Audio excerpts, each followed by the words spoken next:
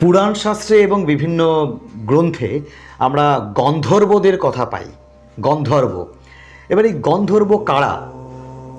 তো খুব সংক্ষেপে যদি বলি, তো গন্ধর্বরা হলেন হচ্ছে স্বর্গের গায়করা। এরা সঙ্গীত শিল্পী, স্বর্গের দেবজনী জাত।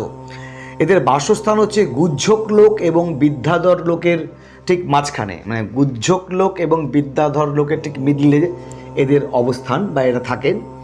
এরা অত্যন্ত রূপসী, সঙ্গীতপ্রেমী এবং সঙ্গীতময় জীবনযাপন করে এরা গন্ধর্বরা। এরা দেখতে খুব সুন্দর হয়। বৈদিক যুগে যখন এদের সংখ্যা খুব কম ছিল, তখন এদের উপদেবতা রূপে পুজো করা হতো এবং এদের স্থান ছিল অত্যন্ত উঁচুতেও। পরবর্তীকালে গন্ধর্বদের সংখ্যা বেড়ে যায় এবং তাদের স্থান অনেকটা নিচের দিকে নেমে আসে। এই গন্ধর্বরা প্রকৃতই কিন্তু অত্যন্ত সুন্দর এবং এরা রূপ বা এদের যে যৌবন ছিল স্বর্গে শ্রেষ্ঠ, এবং এরা রূপ যৌবনের সাধনা করতেও বলা যায়। তার পাশাপাশি এরা গায়ক বা সঙ্গীত মুখর জীবনযাপন করতেন গন্ধর্বরা।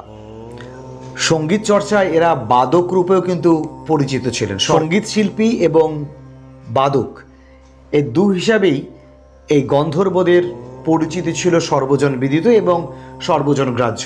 তাই স্বর্গের যে কোনো উৎসব অনুষ্ঠানে এরা কিন্তু স্বেচ্ছায় এবং সাধারণভাবেই অংশগ্রহণ করতে পারতেন।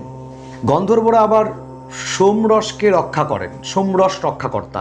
আমরা জানি যে পুরাণ শাস্ত্রে বা বিভিন্ন গল্পেও আছে যে স্বর্গে দেবতারা সোমরস পান করেন, এবং এই সোমরস কিন্তু শুধুমাত্র যে নেশার বস্তু তা নয়।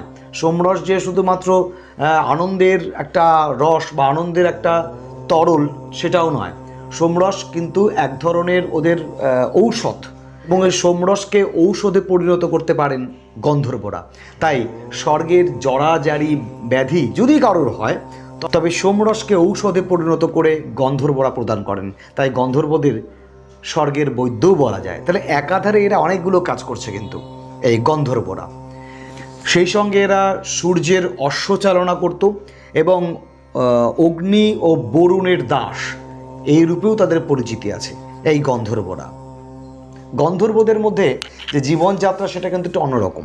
তাদের মধ্যে নারী পুরুষ অবাধ মেলামেশা, অর্থাৎ যে যৌন জীবনযাপন যেটা বলতে পারি আমরা, সেক্ষেত্রে কিন্তু সমস্ত কিছু অবাধ, ঠিক আছে। এবং এরা সবাই, এই গন্ধর্বরা, রূপচর্চায় অত্যন্ত পারদর্শী এবং রূপচর্চার সাধনাও করতেন। যৌবনকে তারা সবসময় নিজেদের মধ্যে অক্ষুণ্ণ রাখার চেষ্টা করতেন, এবং সেই জন্যই তাদের যে জীবনযাত্রা সেখানে অবাধ মেলামেশা, সেই ক্ষেত্রে কিন্তু তাদের বিবাহ প্রথা বা যে চিরাচরিত প্রথাগুলো থাকে, সেই প্রথাগুলো অতটা মান্যতা দেওয়া হয় না বা অতটা মানেও না তারা। কিন্তু তারা কিন্তু অবাধ জীবনযাপন করেন, নারী পুরুষ উভয়ই গন্ধর্বরা। এবং পুরুষ গন্ধর্ব যারা, তাদের অত্যন্ত রূপসী নারীদের প্রতি বরাবরই একটু আসক্তি ছিল, এবং সেই আসক্তি থেকে তাদের মধ্যে কামনা বাসনা জন্মাতো এবং তারা কামনায় লিপ্তও হতেন এবং সেটা গ্রাহ্য করা হতো। তাই বৈদিক পরবর্তী যুগে দেখা যায় যে এই গন্ধর্বরা তারা অপ্সরাদের প্রতি, স্বর্গের যে অপ্সরা তাদের প্রতি অত্যন্ত আসক্ত ছিল, এবং অপ্সরাদের নিয়ে তারা স্বর্গে সমস্ত জায়গায় ভ্রমণও করত, বিচরণ করতো, নানান জায়গায় ঘুরতো, গান বাজনা চলতো, অপ্সরারা নাচ করতো এবং এই গন্ধর্বরা গাইতো। ফলে নৃত্য গীতের একটা দারুণ মিশেল তৈরি হয়েছিল এই গন্ধর্ব এবং অপ্সরাদের মধ্যে। সেই সুবাদেই বলা যায় অপ্সরা এবং গন্ধর্বদের মধ্যে কিন্তু একটা কি বলবো, কামনা বাসনার সম্পর্ক গড়ে উঠেছিল।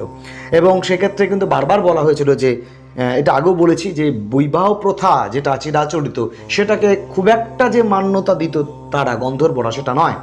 তারা যেই অপ্সরাকে পছন্দ হতো তার সঙ্গে তারা কিছুদিন যাপন করতেন এবং কামনা বাসনা লিপ্ত হতেন, এবং কখনো কখনো তারা এই ধরাধামে নেমেও আসতেন। নেমে এসে এখানে তারা নিজেদের মতো স্বচ্ছন্দ জীবনযাপন করতেন। এবং তাদের যে এই মিলন প্রথা, এই গন্ধর্ব এবং অপ্সরাদের যে মিলন প্রথা, সেটাকেই মেনেই কিন্তু আমরা পাই গন্ধর্ব মতে বিবাহ, যেটা আমরা মহাভারতে পেয়েছি বা অন্যান্য গ্রন্থে পেয়েছি। পুরাণ শাস্ত্র তো বহুল পরিমাণে আছে গন্ধর্ব মতে বিবাহ।